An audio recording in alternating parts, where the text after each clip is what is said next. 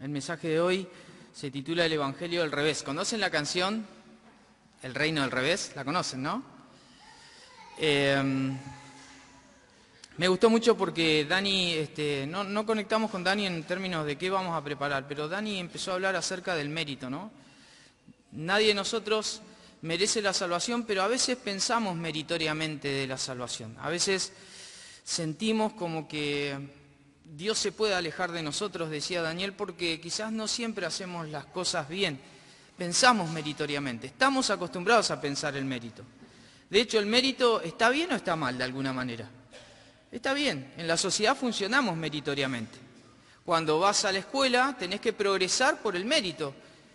El que se saca 4 no merece un 10 y el que se saca 10 no merece un 4. Yo sé que hay algunas ideologías que podrían ayudar a que todos tengamos la misma nota, pero no sirve realmente. La persona que progresa meritoriamente lo hace a partir de su esfuerzo, obtiene lo que está buscando y ese progreso no tiene ninguna clase de maldad, no genera daño social. De hecho estimula, por ejemplo, nosotros ahora vamos a ver el Mundial y sabemos que Argentina es campeona del mundo, pero ya dejó el trofeo para que nuevamente entremos en la misma competencia. Deseamos que Argentina sostenga el título, ¿sí? Yo no sé si hay algún cabulero acá. Yo vi los partidos de la selección solo, no le aporté nada, pero estaba muy nervioso cada vez que veía un partido de la selección. Ahora, hablábamos acerca y cantábamos de que Dios es bueno. Dios es bueno. Y en ese sentido hay una crisis en la humanidad completa. El Evangelio nos presenta un Dios que es capaz de regalar algo que el hombre, aunque intente ganárselo, no lo va a poder lograr. Y esto es la salvación. Siempre que nos juntamos acá, referimos de que el Evangelio se trata de que el hombre sepa de que Dios está a disposición de salvarlo. El Evangelio se trata de esa buena noticia. Pero el hombre tiene que ceder un poco en cuanto a esto, porque en la humanidad concretamente hablando, en el mundo normal, en la lógica normal, el hombre intenta hacer méritos en cuanto a Dios, intenta llegar a Dios, intenta alcanzar algo de Dios. Pero Pablo en Romanos explica de que el hombre no puede hacerlo, por cuanto todos pecaron y están destituidos. Nosotros siempre vemos ese término como una clase de separación, destituidos, separados, así lo entendemos, pero en realidad lo que el apóstol Pablo escribe en el original es que el hombre no puede alcanzar a Dios. Si hay pecado, el hombre no puede llegar a la cercanía de Dios aunque lo intente. El sistema de mérito funciona en el mundo, está bien, pero en la lógica de Dios el sistema de méritos no funciona. Por eso bien Daniel decía de que Dios envía a su Hijo, aunque la salvación es gratuita, el costo fue muy caro, porque nosotros nunca hubiéramos podido pagar el costo de ser salvos delante de Dios. Pero sí Dios lo podía pagar. Y Dios, sabiendo que podía hacer algo, no solamente se quedó con esa moción de su voluntad interna, sino que en el propósito amoroso de Él, envió a su Hijo Jesucristo para que Él muera y pague el precio, el alto costo, dice después Pablo, por amor a cada uno de nosotros. Él se hizo pobre, es decir, Jesús se hizo pobre siendo rico. Después lo va a decir en Filipenses, eso lo dice en Corintios, pero después le va a decir a los filipenses, miren, Jesús, siendo en forma de Dios, no estimó el ser igual a Dios como cosa que aferrarse, sino que Él se despojó a sí mismo. Y se hizo siervo, hasta lo sumo. ¿Para qué? Para que Él de esa forma pueda pagar el precio por nuestros pecados. Lógicamente, la respuesta de Dios hacia el Hijo fue ponerlo en el lugar más alto, porque es el lugar a donde pertenece, es la gloria que Él oró allí en Juan capítulo 17, cuando le dijo Jesús al Padre, glorifícame con aquella gloria que tuve antes de que el mundo fuese. Así que el costo por esta salvación que Dios ofrece fue muy alto. Jesús oró en el Getsemaní y no tuvo respuesta, tuvo que ir a la cruz, beber de esa copa que en su humanidad ahí compungida, triste hasta la muerte, rogó de que si podía hacer que pase, pero él obedeció al Padre. El silencio del Padre, él sabía que le tocaba la cruz que era tu cruz y que era mi cruz para salvarnos. Por eso el Evangelio se trata de una buena noticia. Dios está dispuesto a salvarte, pero no es por mérito. Vamos a leer Hechos, capítulo 15. En este Evangelio del revés vamos a ver una crisis y un conflicto que se originó en la iglesia primitiva. Un choque de ideas. Mientras el Evangelio intenta decirnos que Dios salva de manera gratuita, por gracia, por favor, porque sabe que nosotros no podemos, un grupo de personas judaizantes, es decir, judíos de nacimiento y de religión, querían establecer que aquellos que vengan a Dios a conformar el pueblo de Dios tenían que circuncidarse. Si no, no podían pertenecer al pueblo de Dios. Para este entonces hay testimonio de que había muchos convertidos, desde los samaritanos, ya hemos hablado bastante en Hechos, y también había testimonio de gentiles no por el término de persona noble, sino que estamos hablando de gentiles por personas que no son judías, el resto del mundo, ¿no? Así que dice entonces algunos, allí en Hechos capítulo 15:1, algunos que venían de Judea enseñaban a los hermanos, si no os circuncidáis conforme al rito de Moisés, no podéis ser ¿qué? Salvos. ¿Algún varón circuncidado acá? Puede ser, de onda por ahí, pero el tema es que la circuncisión a partir de este momento no fue más un peso para la iglesia, en términos generales. Por un lado tenemos a los judaizantes diciendo que para ser salvo tenés que hacer eso, mérito. Para alcanzar la salvación, para pertenecer a Dios, te tenés que hacer una marquita. Imagínense a la sociedad gentil que no pertenecía al pueblo de Israel entender de que la salvación de Dios que habían escuchado por medio del Evangelio, entonces requería alguna clase de conducta, una clase de obediencia, un rito externo. Imagínate la mente de esas personas. Es como si nosotros hoy a los chicos acá en el barrio del 2 de febrero le estemos enseñando que se preparen porque hay que circuncidarlos. No va a venir ninguno más, ¿eh? Pero la lógica era esa, añadirle a la fe en Jesús, a la gracia, al favor de Jesús, algo que Dios no pretende. Por eso se originó una crisis en la iglesia. Y dice, como Pablo y Bernabé tuviesen una discusión y contienda no pequeña, quédate con esto, primer contienda no pequeña, entre el mérito versus la gracia, con ellos se dispuso que subiesen Pablo y Bernabé a Jerusalén y algunos otros de ellos a los apóstoles y a los ancianos para tratar esta cuestión. La situación era compleja. Había una crisis entre estas dos facciones, entre los apóstoles y los judaizantes con respecto al Evangelio, con respecto al pueblo de Dios. Algunos enseñan de que la salvación requiere obras. De hecho, hay un conocimiento popular de que al cielo se llega por ser bueno. Y déjame decirte que no está mal que pienses que ser bueno es un ideal social.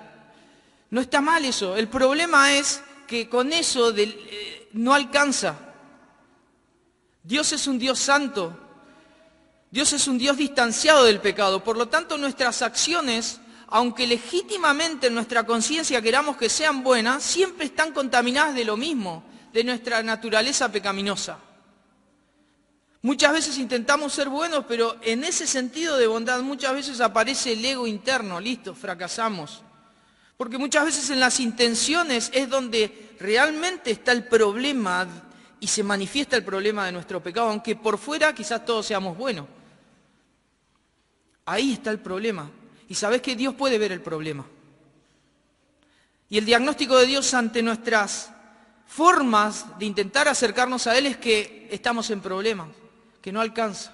Por esto estas dos visiones entre un Dios que salva en Jesús y un Dios que te salva si cumplís cierta cantidad de cosas, estas dos visiones que aún siguen vigentes, tuvieron que encontrarse en una situación conciliar ahí en la iglesia en Jerusalén. Miren, el Evangelio no mejora al hombre en sus pecados. No viene a hacer no viene a cambiarle el chip al viejo hombre, como dice Pablo en sus epístolas. El Evangelio viene, digamos, a demoler esa creencia de que podemos alcanzar la salvación como si pudiéramos obtener un premio. Al ser humano le gusta tener el control. Entonces, cuando el hombre busca de que Dios lo premie con la salvación, lo que está buscando es que Dios lo salve, pero el hombre mantener el control, mantener el poder de su vida. Orgullo, pecado, más pecado. Por eso el hombre, cuando intenta acercarse a Dios de esa manera, lo único que hace es se separa cada vez más, se aleja cada vez más. Miren, el Evangelio se trata de Jesús. El Evangelio es la buena noticia de que Él pagó el precio por tus pecados y por los míos. Por eso el Evangelio expone el orgullo humano, pero también la incapacidad que nosotros tenemos en ese orgullo, en el mérito. No solo porque muchas veces intentemos alcanzar algo, sino porque evitamos que Dios realmente tome el control de nuestra vida. Por eso al ser humano le gusta un Dios de la religión. Al ser humano en general le gusta el Dios del que no me compromete, el Dios que no me llama, el Dios que no me exige. Pero la realidad es que cuando Dios te dice que creas, está pidiendo tu corazón, está pidiendo tu vida entera. No te está pidiendo por partes, está pidiendo absolutamente lo que sos. La fe no es simplemente yo tengo una creencia de, la fe es me entrego a Dios. Y ese es precisamente el punto álgico de la crisis. Ese es el punto donde el Evangelio nos pone y nos confronta, porque nos dice que humanamente hablando no alcanzamos, que humanamente hablando somos orgullosos, pero que si nosotros entendemos ese problema, entonces podremos ir a Dios que ofrece una salvación gratuita, inmerecida, pero totalmente a favor de nosotros, el perdón de los pecados.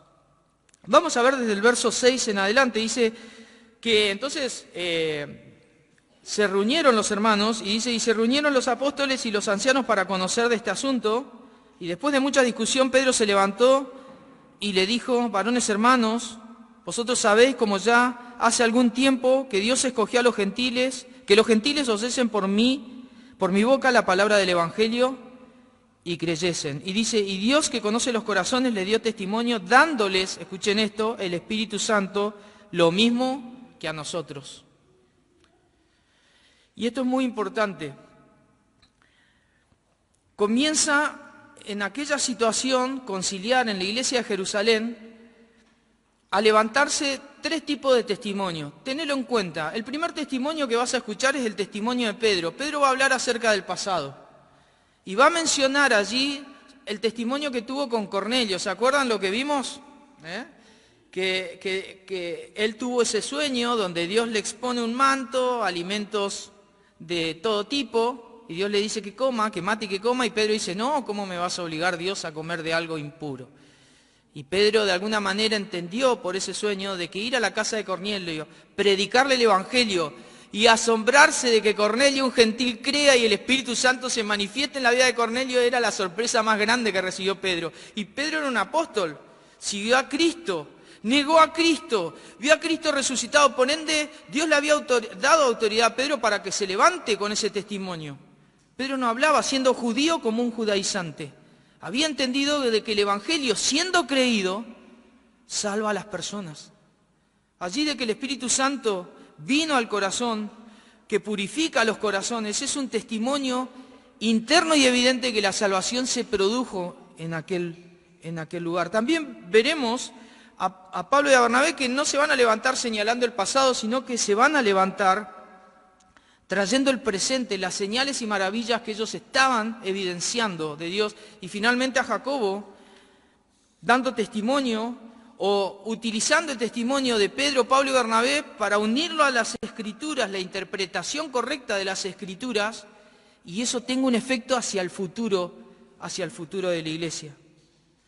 Por eso la convicción de Pedro es señalarle a todos los hermanos de que el Espíritu Santo viene no por un rito, no por mérito, sino por fe en Jesús. El Evangelio se trata de fe, se trata de creencia. Cuando hablamos acerca de Jesús te estamos diciendo, no podés, pero lo que sí tenés es la responsabilidad de creer. Eso es lo importante y queremos que te quede con eso. Pedro se levanta no desde la teoría, sino desde lo que Dios hizo. Dios salva a corazones que creen, a corazones que se arrepienten, que se acercan a Él. Pedro dirá que el favor de Dios hacia pecadores demuestra justamente eso. Si Dios te hace el favor es porque humanamente no podés. Si Dios te desea salvar es porque vos no te podés salvar solo. Y de esa manera Pedro está diciendo de que aunque somos incapaces, Dios está dispuesto a perdonar a pecadores como vos y como yo. Por eso la exhortación histórica es la misma que la actual. Hoy podríamos decir, no podemos salvarnos a nosotros mismos, pero Dios quiere perdonarte los pecados. Dios dio el Espíritu Santo sin ley. Es decir, esos corazones evidenciaron la gracia de Dios, el cambio de Dios. Dios no hizo diferencia, porque no se trata de una identidad nacional, ya no importa de qué nación seas. Dios salva a pecadores, ¿y los pecadores dónde están? En todo el mundo. Así que Dios salva a todos los que crean en Él. ¿De qué parte? No importa. Lo importante es que esa persona reconozca su pecado y se acerque a Dios en fe. La ley es un yugo imposible, dice Pedro. Y esto me llama la atención. Eso lo dice en el verso 10. Cuando dice, ahora pues, Pedro dice, le pregunta al auditorio, ¿por qué tentáis a Dios poniendo sobre la cerviz de los discípulos un yugo que ni nuestros padres ni nosotros hemos podido llevar? Allí está la imposibilidad. Anotalo ahí en tu Biblia, imposibilidad. ¿Por qué quieren hacer que un rito sirva para algo si nosotros nunca hemos podido cumplir la ley de Dios? Se comportó como un yugo y hemos ido para el otro lado. Ha sido un peso para nosotros. Y hemos fracasado, dice Pedro. ¿Por qué queremos hacer que el resto del mundo se convierta en judíos? Y lo que quiere hacer Jesús es que el resto del mundo le conozca a Él y sean sus pecados perdonados. Hubo mucha discusión en aquella situación, pero Pedro se levantó a decir, algo pasó en el pasado, y yo doy testimonio de esto. Seamos conscientes, y eso dio lugar a que venga, después de esta convicción de Pedro, la confirmación de lo que Dios estaba haciendo a través de Pablo y Bernabé. Vamos a ver desde el verso 12 en adelante. Dice, entonces toda la multitud cayó y oyeron a Bernabé y a Pablo que contaban, dije yo, cuán grandes señales y maravillas había hecho Dios por medio de ellos entre los gentiles. La multitud cayó después de escuchar a Pedro. Y ahí aprovecha Pablo y Bernabé, guiados por el Espíritu Santo. Es innegable que en esta situación Pedro se levanta, cuenta del pasado, Pablo y Bernabé se levantan, hablan del presente, y Jacobo, luego de este pequeño versículo de interacción de Pablo y Bernabé en su testimonio, se levanta para guiarlos hacia el futuro, hacia lo que Dios tiene para la iglesia en términos generales. Es espectacular cómo el Espíritu Santo los iba manejando, porque ellos no estaban robotizados, pero de alguna manera, como sucedió hoy con Daniel hablando acerca del mérito, el Espíritu Santo está haciendo una obra en la iglesia para que comprendamos lo que hoy tiene para decirnos. Y dice en el verso 13, y cuando callaron nuevamente, Jacobo respondió diciendo, varones, hermanos, oídme. Y hasta ahí vamos a ver. Dios está haciendo lo que el hombre muchas veces sigue discutiendo. Pedro no solo es Pedro, es el Espíritu que estuvo hablando por él, y básicamente esto se transformó en silencio. Las muchas discusiones que estaban al principio en aquel lugar se callaron. Pedro está diciendo, yo vi hermanos gentiles llenos del Espíritu Santo después de haber creído en Jesús. Sus corazones fueron purificados. Y además, hermanos, nosotros hemos fracasado con respecto a la ley. ¿Quién va a poder decir algo con respecto a eso? Y eso preparó los corazones para que escuchen el testimonio de Pablo y Bernabé. Básicamente ellos van a contar lo que venían experimentando en el primer viaje misionero. Y todas las experiencias de fe fueron...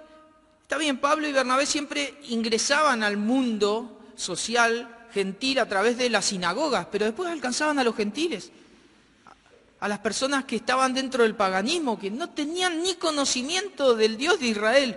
Y esas personas terminaban conociendo al Salvador.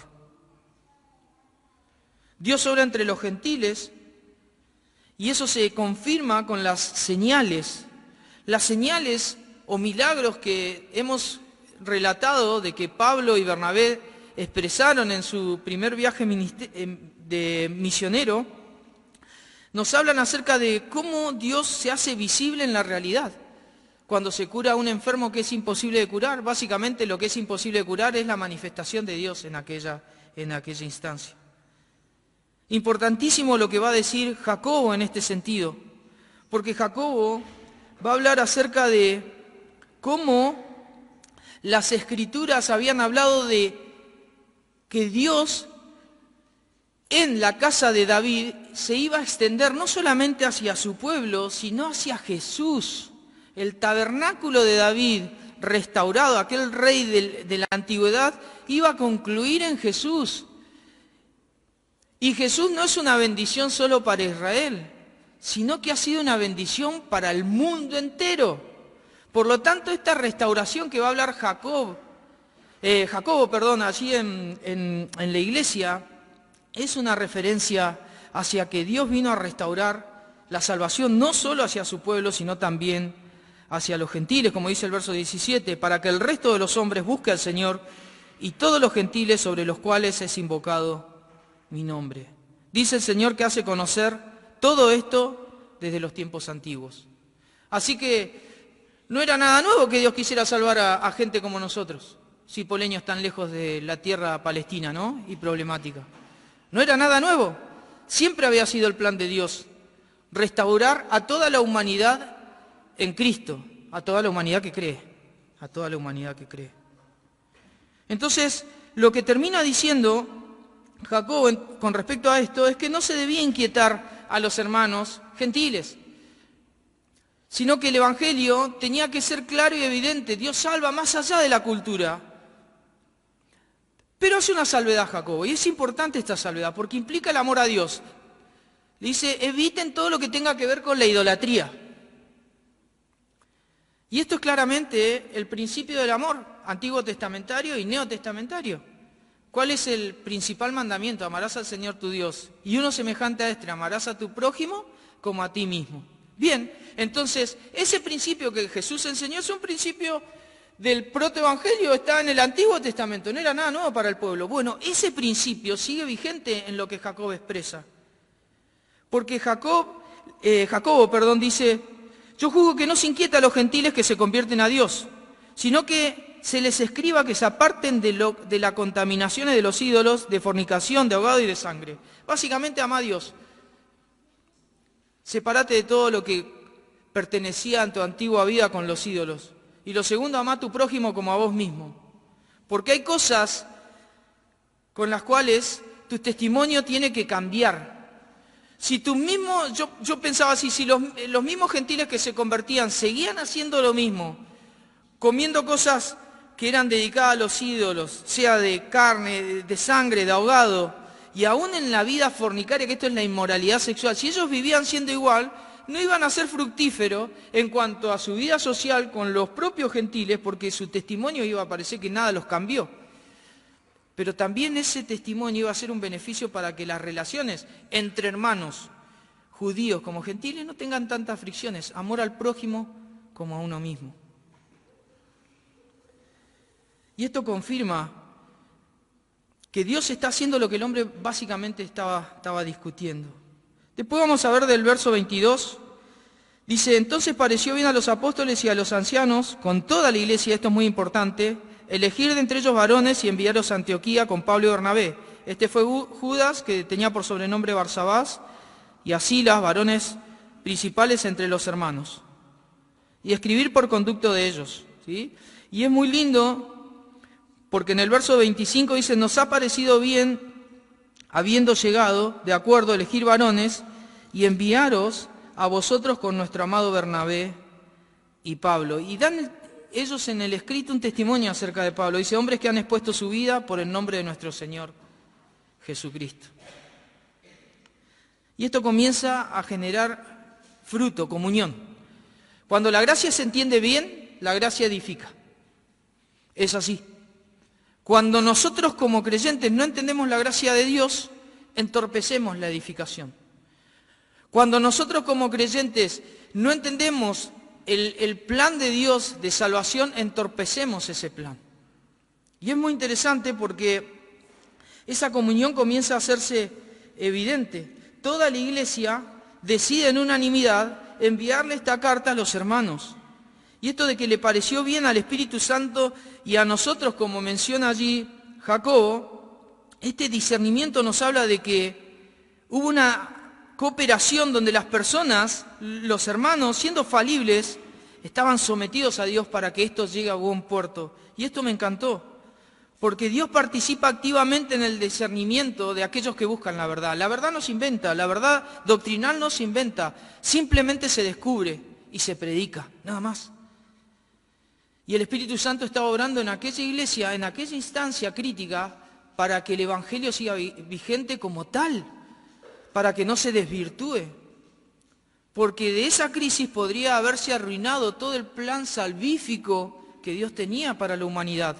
Allí estaba el germen de toda la predicación que nos llegó hacia nosotros. Sin embargo, allí fue claro, es por gracia, no por mérito. Dice el verso 30, vamos a avanzar, ya estamos llegando al final.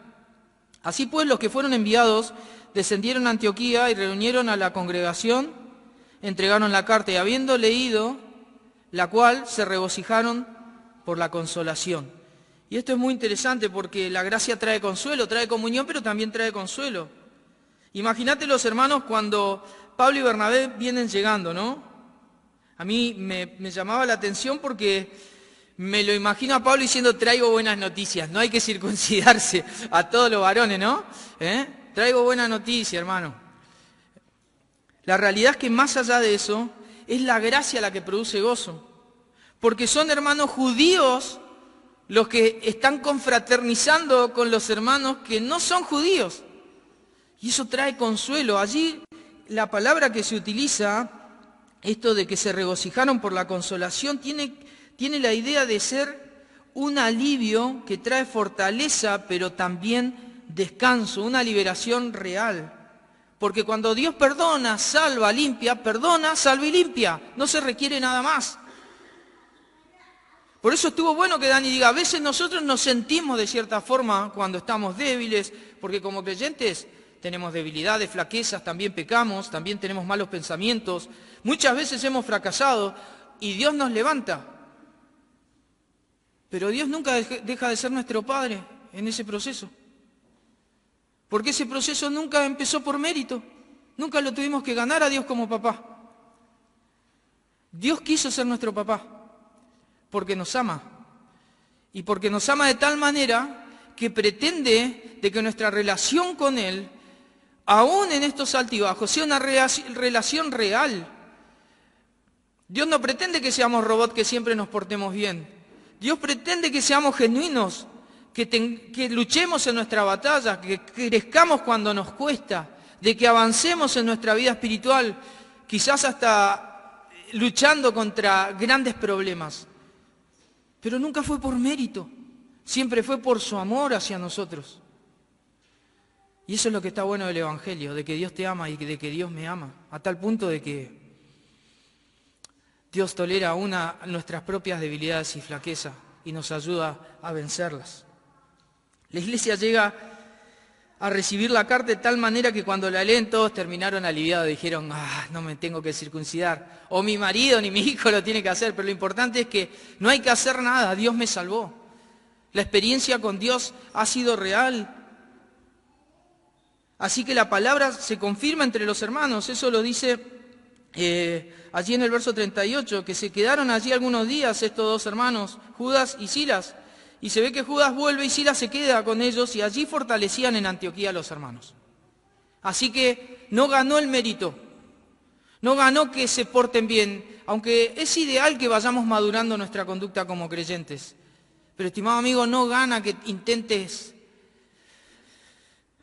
ganarte la salvación, valga la redundancia, si lo que gana es el amor de Dios cuando crees en Él y te salva sin que pagues absolutamente nada. Finalmente, ahí son 6 versículos finales. Hemos empezado hablando de una discusión que no fue pequeña y que llevó una crisis en la iglesia, pero una buena resolución. La gracia venció. Siempre la gracia vence. No es que el problema de la ley nos dice somos pecadores, pero la gracia dice ustedes pueden ser salvos. La gracia dice cuánto Dios nos ama, profundamente Dios nos ama. Por eso, al final vamos a cerrar no con un consuelo, sino con un conflicto, pero ya no entre el mérito, entre el mérito y la gracia, sino entre dos hermanos. Dice que en el verso 36, después de algunos días, Pablo dijo a Bernabé, volvamos a visitar a los hermanos en todas las ciudades en que hemos anunciado la palabra del Señor para ver cómo están. Y Bernabé quería que llevasen consigo a Juan, el que tenía por sobrenombre Marcos. Pero a Pablo no le parecía bien llevar consigo al que se había apartado de ellos desde Panfilia y no había ido con ellos a la obra. Y si hubo tal desacuerdo, una discusión no pequeña, un paroxismo, tal desacuerdo entre ellos, que se separaron el uno del otro. Bernabé, tomando a Juan Marcos, navegó a Chipre, y Pablo, escogiendo a Silas, salió encomendado por los hermanos a la gracia del Señor, y fue a las ciudades de Siria y Cilicia, confirmando a las iglesias. El capítulo 15 de Hechos comienza con un conflicto que tocaba el corazón del Evangelio. El primer conflicto era doctrinal, pero también era espiritual.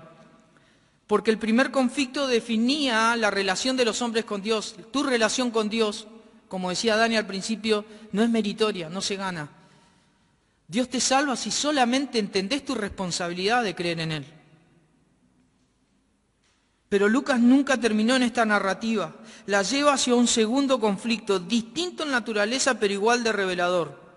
Ya no es gracia contra mérito, sino una tensión dentro de la gracia misma. Pablo y Bernabé no discuten sobre el Evangelio, sino cómo vivir el Evangelio dentro de la misión. El desacuerdo entre Pablo y Bernabé pone dos énfasis legítimos del Evangelio, de este que estamos hablando, del Evangelio de la gracia, del revés. Pablo prioriza la misión, avanzar, consolidar, cuidar el progreso de las iglesias, y Bernabé prioriza la persona, porque allí había uno Juan Marco y había que restaurarlo, acompañar, creer que el proceso de Marco podía sanarlo. No es verdad contra error en este caso, es tensión entre dos valores que el Evangelio está predicando. Porque tenemos que cumplir la misión, sí, pero también ¿qué tenemos que hacer? Restaurar a aquellos que requieren la restauración. Son dos verdades del Evangelio, ¿qué hacemos? Pablo quiere confirmar las iglesias y le da prioridad a la misión. Eso implica asumir el costo. Y Marco, ante esa tensión, en el primer viaje misionero decide no avanzar, no perseverar. Y Pablo le señala esto a Bernabé, pará, porque esto implica un acto de riesgo. Y quizás sin que Lucas haya mencionado mucho, yo a veces imagino, ¿cómo habrá sido cuando Marcos abandonó? Quizás hubo primeras tensiones entre Pablo y Bernabé. Y Lucas no las cuenta, porque no la cuenta, no era necesario contarla, pero quizás hubo tensiones, porque esa situación de abandono de Juan Marcos en la misión generó torpeza en la instancia en la que estaban predicando el Evangelio. Ahora Bernabé quiere restaurar a Juan Marcos. Y él ya no le da prioridad solo a la misión, sino también prioridad a la persona. Es que la misión implica personas. Cuando alguien que hace la misión se olvida y cree que la misión es simplemente un servicio y ese es el objeto, está rompiendo la misión, porque la misión se trata ¿de qué? De personas. El objetivo de servicio no es el servicio. ¿De qué se trata?